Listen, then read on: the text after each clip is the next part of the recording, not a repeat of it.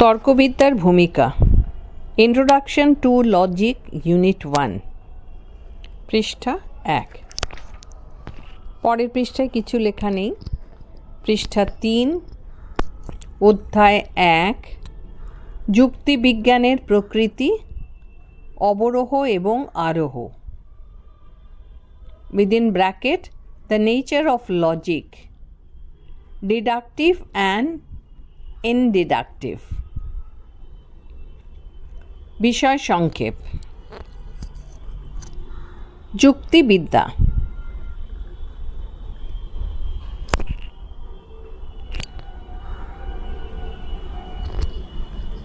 যুক্তিবিদ্যা হল তর্ক বা যুক্তি সম্পর্কিত এক বৈজ্ঞানিক অনুসন্ধান ও আলোচনা।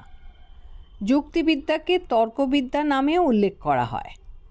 যুক্তিবিদ্যা, তর্কবিদ্যা, যুক্তিবিজ্ঞান, তর্কবিজ্ঞান এই সমস্ত নামগুলি সমার্থক রূপেই গণ্য। লজিক। যুক্তিবিদ্যা, তর্কবিদ্যা, যুক্তিবিজ্ঞান, তর্কবিজ্ঞান, যুক্তিশাস্ত্র, তর্কশাস্ত্র প্রভৃতি শব্দগুলির ইংরেজি প্রতিশব্দ হল লজিক।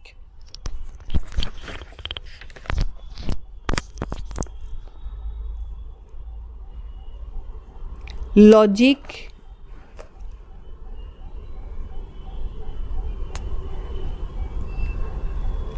লজিকে এটি হলো একটি গ্রিক শব্দ যার অর্থ হলো চিন্তা বা চিন্তার বাহন, অর্থাৎ চিন্তার প্রকাশিত বাহনরূপ ভাষা।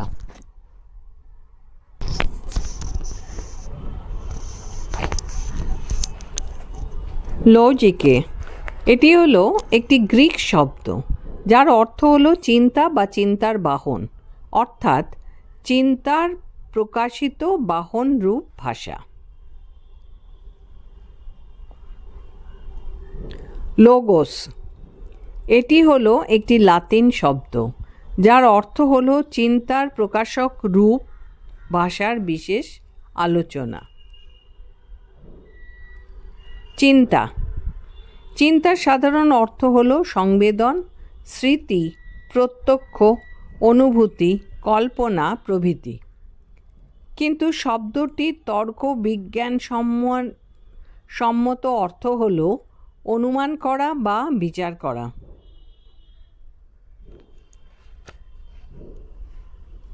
বস্তুনিষ্ঠ বিজ্ঞান।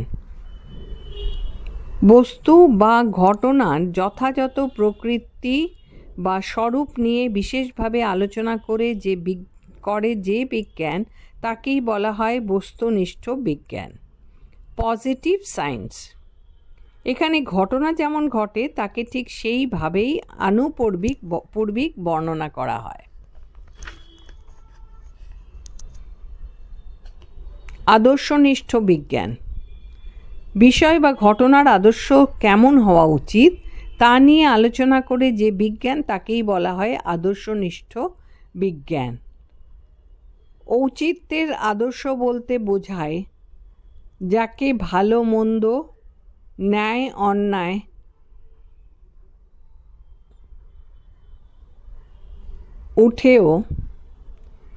উচিত ন্যায় অন্যায়, উচিত অনুচিত প্রভৃতির মাপকাঠিতে বিচার করা যায়। অনুমান। অনুমানের সাধারণ অর্থ হলো কোনো বিষয় সম্পর্কে মনে একটা ধারণা সৃষ্টি করা, কিন্তু এর বিজ্ঞানসম্মত অর্থ হলো জ্ঞান সত্য থেকে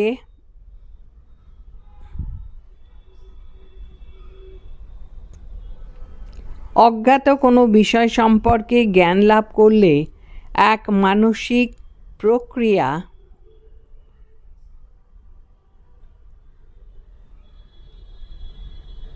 জ্ঞান সত্তা থেকে অজ্ঞাত কোনো বিষয় সম্পর্কে জ্ঞান লাভ করার এক মানসিক প্রক্রিয়া।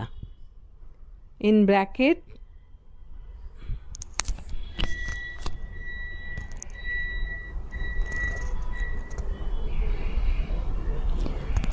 Mental process. যুক্তি। অনুমানকে যখন ভাষায় প্রকাশ করা হয় তখন তাকে বলা হয় যুক্তি। অর্থাৎ যুক্তি হলো এক প্রকার ভাষাগত কাঠামোর মাধ্যমে অনুমানের প্রকাশিত রূপ। যুক্তি বাক্য।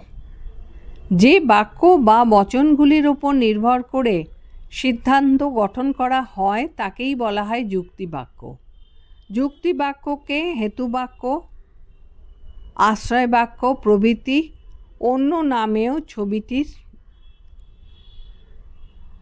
অন্য নামেও অভিহিত করা হয়। কোনো যুক্তির শেষে বাক্যটি বাদে আর সবই হলো যুক্তি বাক্য। সিদ্ধান্ত। কোনো যুক্তিতে গৃহীত সিদ্ধান্তটি যে বাক্যের মাধ্যমে প্রকাশ পায় তাকেই বলা হয় সিদ্ধান্ত। সিদ্ধান্তটি শেষ হাতের মাধ্যমে প্রকাশিত হয় বলে যুক্তি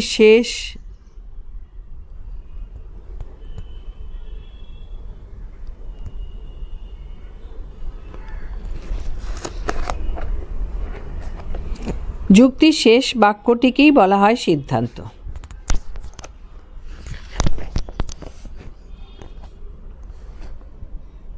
অবরোহ।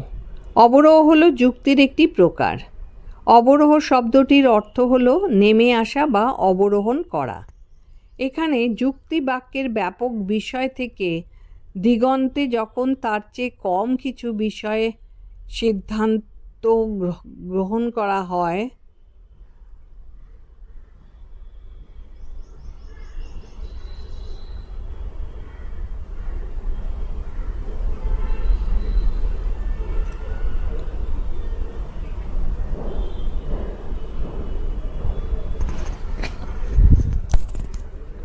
এখানটা আরেকবার পড়ছি।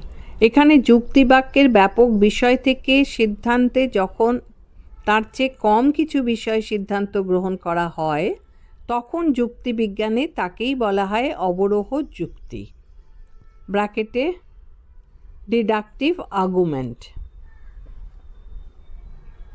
আরোহ। আরোহ হলো যুক্তির অন্য একটি প্রকার। আরোহ শব্দটির অর্থ হলো উঠে আসা বা আরোহণ করা।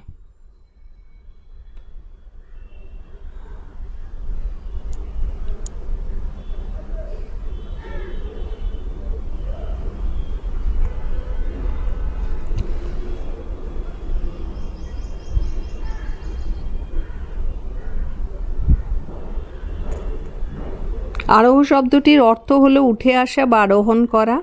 এখানে যুক্তি বাক্যের কম বা সংকীর্ণ বিষয় থেকে সিদ্ধান্তে বেশি ব্যাপকতার সার্বিক কোনো বিষয় সম্পর্কে সিদ্ধান্ত গ্রহণ করা হয়। বৈধ। বৈধ শব্দটির সাধারণ অর্থ হলো যথাবিহিত বা যথাযথ। যুক্তিবিজ্ঞানে বৈধ শব্দটি যুক্তির ক্ষেত্রে অপ্রযুক্ত। কোনো যুক্তি যদি যথাযথভাবে নিয়ম মেনে চলে তবে সেই যুক্তিকেই বলা হয় বৈধ যুক্তি উইদিন ব্র্যাকেট ভ্যালিড আর্গুমেন্ট। অবৈধ। যুক্তিবিজ্ঞানে অবৈধ শব্দটি যুক্তির ক্ষেত্রেই প্রযুক্ত। অবৈধ শব্দটির অর্থ হলো যথাযথভাবে নিয়ম মেনে না চলা। অর্থাৎ কোনো যুক্তি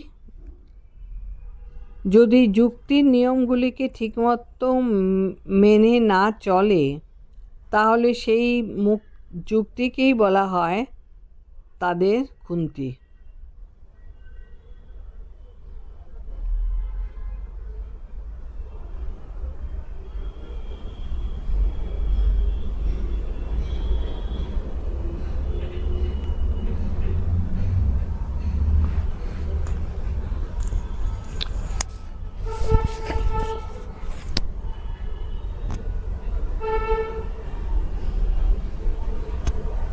ইনভ্যালিড আর্গুমেন্ট।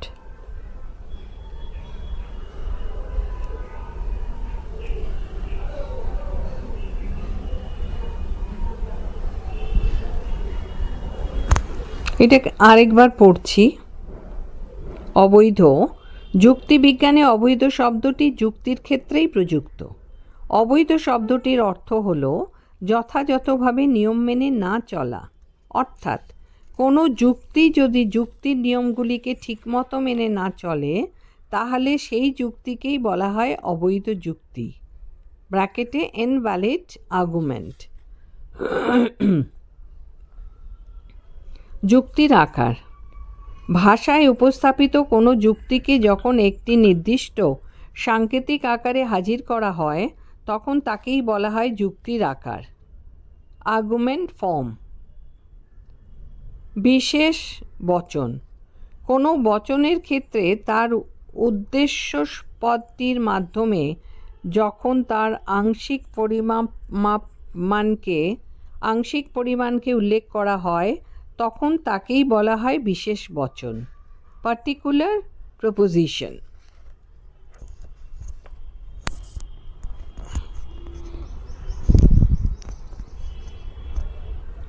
সামান্য বচন।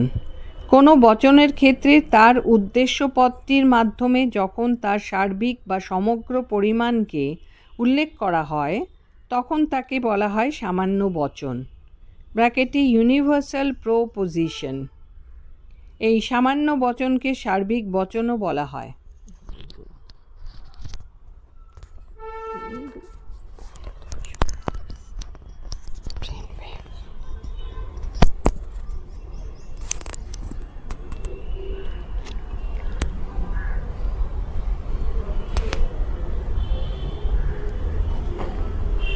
বিশ্লেষক বচন।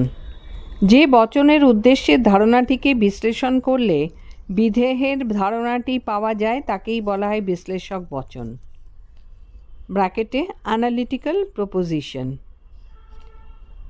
সংশ্লেষক বচন। যে বচনের উদ্দেশ্যের ধারণাটিকে বিশ্লেষণ করলে বিধেয়ের ধারণাটি না পেয়ে যদি নতুন কিছুকে পাওয়া যায় তবে তাকেই বলা হয় সংশ্লেষক বচন, ব্র্যাকেটে সিনথেটিক প্রপোজিশন।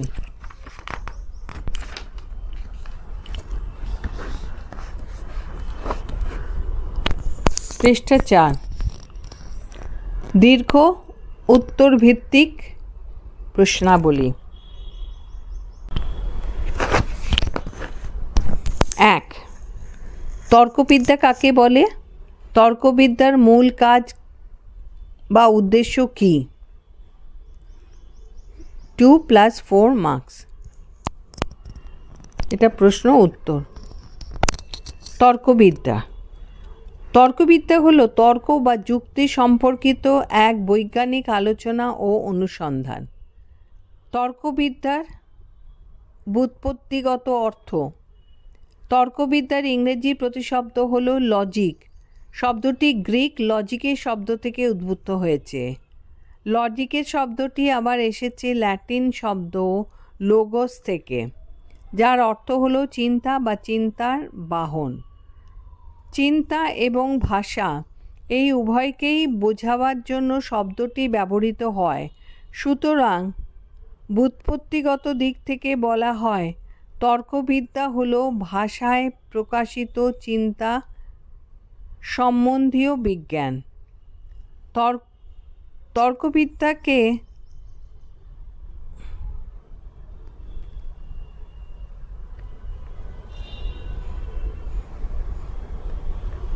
তর্কবিদ্যায় চিন্তা বলতে বোঝায় তর্ক করা, বিচার করা বা অনুমান করা। সেজন্যই বলা হয় যে তর্কবিদ্যা হলো বিদ্যা বা যুক্তি সম্পর্কিত বিজ্ঞান। প্রখ্যাত ব্রিটিশ দার্শনিক ডেভিড হিউম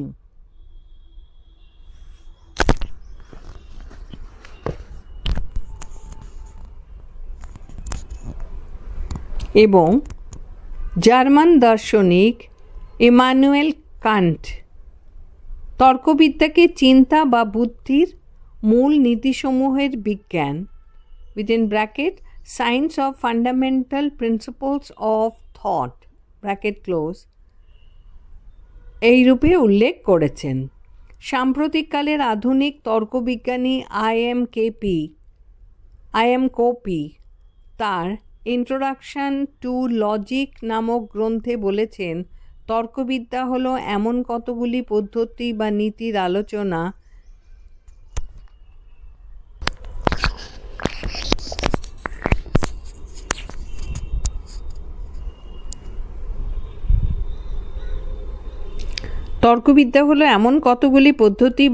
আলোচনা যা যথার্থ তথা উত্তম যুক্তিকে অযথার্থ বা মন্দ যুক্তি থেকে পৃথক করে।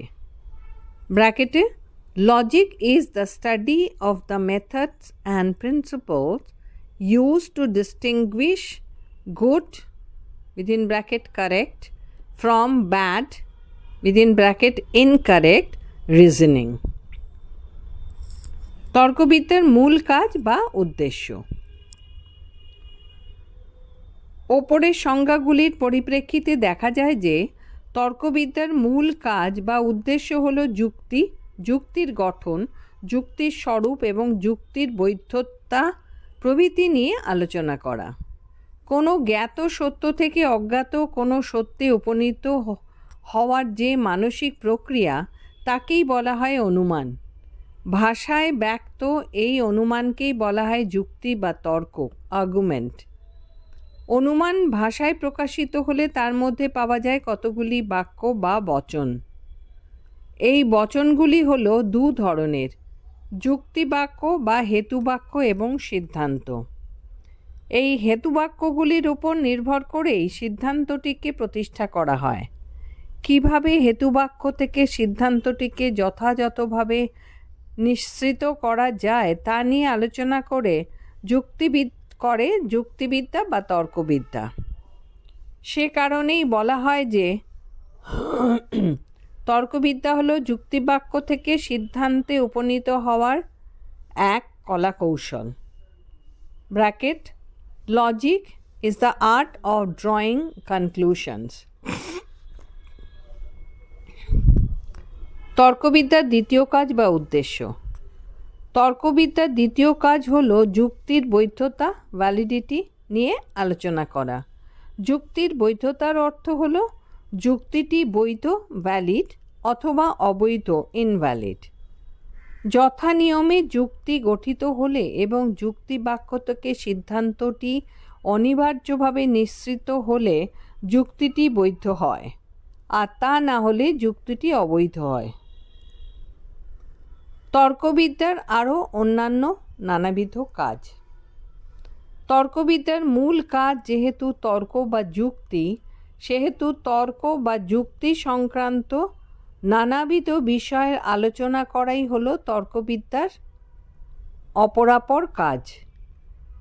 এরই পরিপ্রেক্ষিতে যুক্তি, যুক্তির আকার, যুক্তি পাঠানোর উপায়, যুক্তি পঠনের উপায়, যুক্তির নিয়মাবলী এবং যুক্তির নিয়মগুলিকে লঙ্ঘন করলে যে সমস্ত দোষ দেখা যায় সেই সমস্ত বিষয়গুলি নিয়ে আলোচনা করাই তর্কবিদ্যার কাজ।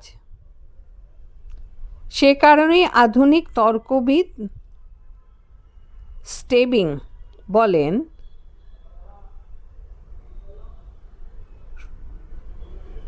সবিচার চিন্তার পদ্ধতি নিয়ে আলোচনা করাই হলো তর্কবিদ্যার মূল কাজ।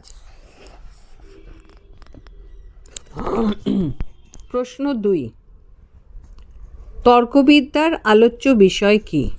উত্তর,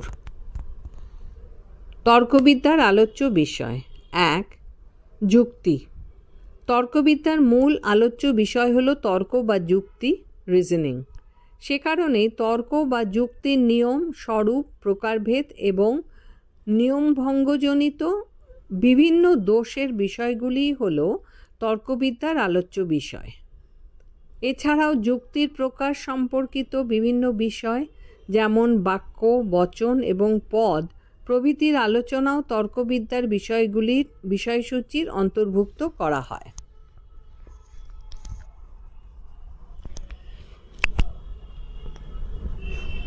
বচন, বচনের আকার, পদ এবং পদের গুরুত্ব প্রভৃতি বিষয়গুলিও স্বাভাবিকভাবেই তর্কবিদ্যার আলোচনায় একটি গুরুত্বপূর্ণ স্থান পায়।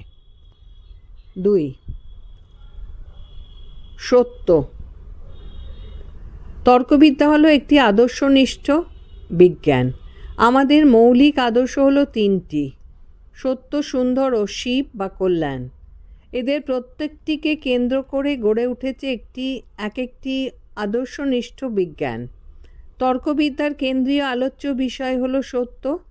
ভাষা হলো তাদের ভাবের বাহন বা প্রকাশক। আবার এই ভাব গঠিত হয় অবধারণের মাধ্যমে। অবধারণ এক ধরনের মানসিক প্রক্রিয়া, যেখানে একাধিক বিষয়কে মনে মনে সংযুক্ত করা হয়। এই অবধারণ ভাষায় ব্যক্ত হলে তাকেই বলা হয় বচন। বচন সত্য মিথ্যা দুইই হতে পারে। সত্য হলো একটি বিমূর্ত ধারণা, অর্থাৎ সত্য উপলব্ধির বিষয়, ইন্দ্রিয়গ্রাহ্য নয়। সত্য মূল্য, ট্রুথ ভ্যালু দিয়েই কোনো একটি বচন সত্য না মিথ্যা তা বোঝা যায়।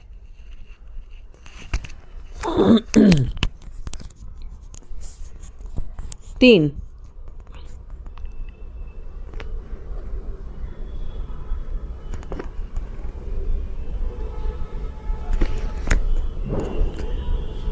চিন্তন সূত্র। একটি আদর্শনিষ্ঠ বিজ্ঞান হিসেবে তর্কবিদ্যা আমাদের চিন্তন প্রক্রিয়া কেমন হওয়া উচিত তার একটি দিক নির্দেশ করে থাকে। সে কারণেই তর্কবিদ্যা চিন্তন পদ্ধতির বিভিন্ন নিয়ম বা সূত্র আবিষ্কার করে। এই সমস্ত চিন্তন সূত্র, লজ অফ থট, এই সূত্রগুলি তাই তর্কবিদ্যার আলোচ্য পরিসরের অন্তর্ভুক্ত হয়ে পড়ে। 4. বৈধতা। তর্কবিদ্যা একটি যুক্তি কেমন হওয়া উচিত তা নিয়ে আলোচনা করে। সে কারণে কোনো একটি যুক্তি বৈধ কিনা সেই বিষয়টির ওপরও গুরুত্ব আরোপ করে। যুক্তির বৈধ হওয়া বা অবৈধ হওয়ার বিষয়কেই বলা হয় যুক্তির বৈধতা।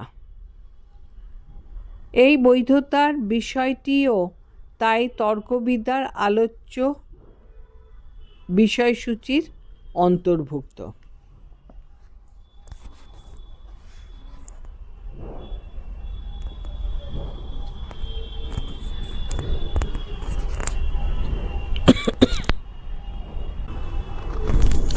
প্রশ্ন 3. একটি যুক্তি কখন অবৈধ হয়? কোনো অবৈধ যুক্তির সিদ্ধান্ত কি সত্য হতে পারে? উদাহরণসহ আলোচনা করো। Marks 2x2+4। উত্তর: যুক্তির অবৈধতা।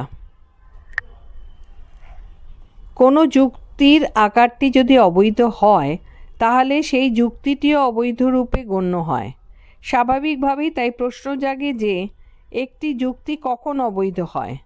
যে সমস্ত নিয়মাবলীকে অনুসরণ করলে কোনো যুক্তি বৈধ হয় সেই সমস্ত নিয়মাবলীকে যদি কোনো যুক্তি না মেনে চলে তাহলে সেই যুক্তিটি অবৈধ হয়। স্বাভাবিকভাবেই তাই বলা যায় যে কোনো যুক্তি যদি তার আকারগত নিয়মগুলিকে যথাযথভাবে মেনে চলে তাহলে যুক্তি বাক্য বা বাক্যগুলি সত্য হলে সিদ্ধান্তটিও সত্য হতে বাধ্য।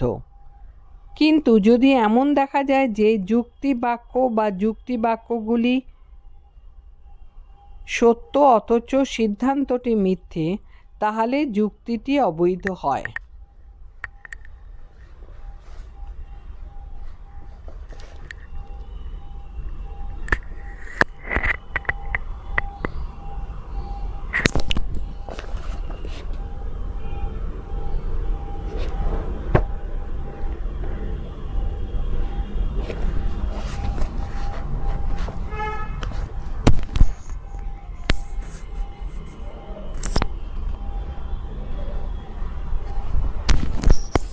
পৃষ্ঠা 5।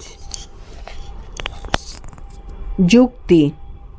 এখানে সাইডে লেখা আছে উদাহরণ, আরেক দিকে লেখা আছে ব্যাখ্যা।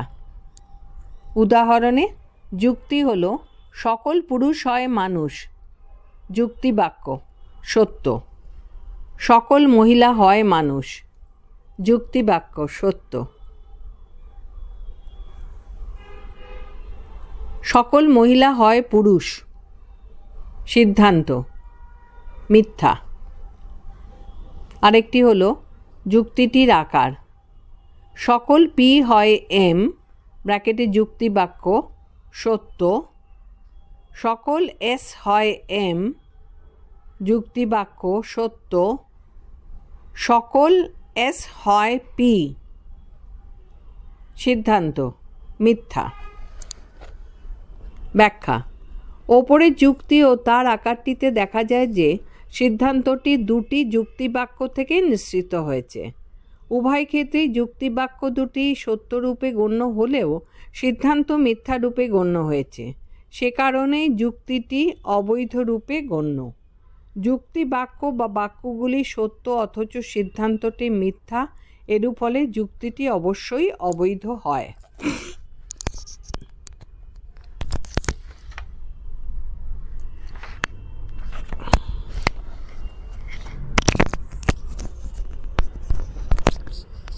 অবৈধ যুক্তির সিদ্ধান্ত সত্য হতেও পারে। যুক্তির অবৈধতার ক্ষেত্রে দাবি করা হয়েছে যে যুক্তিবাক্য বা বাক্যগুলি যদি সত্য হয় তাহলে সিদ্ধান্তটি অবশ্যই মিথ্যা হবে। এরূপ ক্ষেত্রে যুক্তিবাক্যের সত্যতা ও সিদ্ধান্তের মিথ্যাত্বের এক ঘনিষ্ঠ সম্পর্ক দেখা যায়। কিন্তু সমস্ত যুক্তির ক্ষেত্রেই যুক্তিবাক্য তথা হেতুবাক্যের সত্যতা এবং সিদ্ধান্তের মিথ্যাত্বের ওপর যুক্তির অবৈধতা নির্ভর করে না। এর ফলে দাবি করা যায় যে কোনো যুক্তিবাক্যগুলি সত্য এবং সিদ্ধান্তটিও সত্য হলে যুক্তিটি অবৈধ হতে পারে। যেমন উদাহরণ, যুক্তি সকল মানুষ হয় মরণশীল, যুক্তিবাক্য, সত্য। সকল দার্শনিক হয় মরণশীল, যুক্তিবাক্য, সত্য। সকল দার্শনিক হয় মানুষ, সিদ্ধান্ত, সত্য। যুক্তিটির আকার, সকল পি হয় এম, যুক্তিবাক্য, সত্য। সকল এস হয় এম,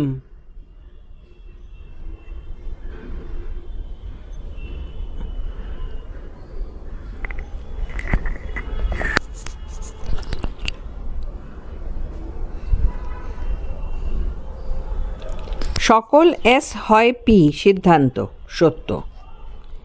এই যুক্তি ও যুক্তির আধারটিতে দেখা যায় যে